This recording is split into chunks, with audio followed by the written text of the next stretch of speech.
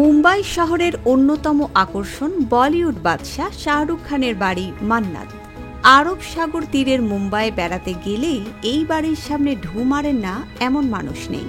বিলাসবহুল এই বাড়ির দাম যে আকাশ ছোঁয়া তা সবারই জানা। এই তালিকায় অমিতাভ বচ্চনের বাড়ি জলসাও রয়েছে। অমিতাভ বচ্চনকে এক ঝলক দেখার জন্য প্রতিদিন তার বাড়ির সামনে এখনও ভিড় জমায় তার ভক্তরা। তবে বাড়ির দামে শাহরুখ ও অমিতাভকে অনেকটাই পেছনে ফেলে দিয়েছে অন্য এক হিরোর বাড়ি। শোনা যায় শাহরুখের মান্নাতের দাম ২০০ কোটি টাকা আর অমিতাভের জলসার দাম ১০০ কোটি টাকা। বলিউডের অন্য তারকাদের বাড়ির দামও ঘোরাফেরা করে ৫০ থেকে ১০০ কোটির মধ্যে।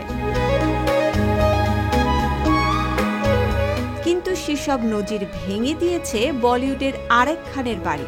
বলে রাখা ভালো, বাড়ি নয়, এটা আস্ত একটা প্রাসাদ। বলছি সাইফ আলী খানের পৈতৃক বাড়ি পাটৌডি প্যালেসের কথা। এর দাম নাকি ৮০০ কোটি টাকা। ভারতের হরিয়ানার একেবারে প্রান্তে গুরুগ্রামে অবস্থিত পাটৌডি প্যালেস। ভারতের প্রাক্তন ক্রিকেটার নবাব ইফতেখার আলী খান পাটৌডি প্যালেস বানিয়েছিলেন। ইফতেখার সম্পর্কে সাইফের ঠাকুরদা, তিনি ছিলেন পাটৌডির নবাব। উত্তরাধিকার সূত্রে বর্তমানে এই প্যালেস সাইফ ও তার পরিবারের। ১৯৩০ সালে ভোপালের বেগমের সঙ্গে বিয়ে করেছিলেন নবাব ইফতেখার আলী।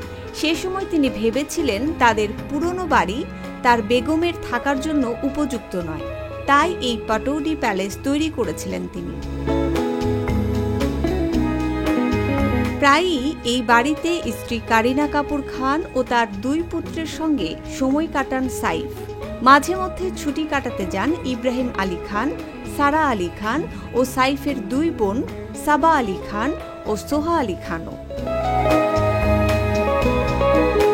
মুসবা আলিম তিন্নি, জিটিভি নিউজ।